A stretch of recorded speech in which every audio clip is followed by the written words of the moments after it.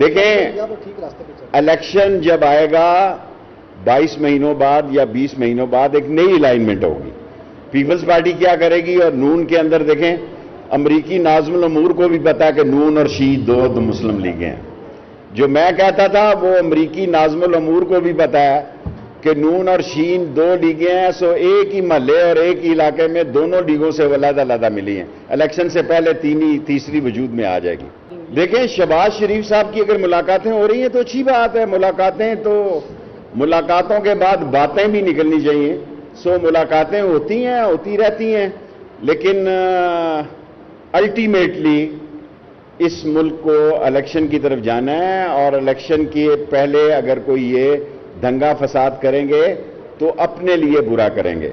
یہ اپنے لیے سیاسی گڑھا کھودیں گے. انشاءاللہ تعالی عمران خان کی حکومت 5 سال پوری کرے گی.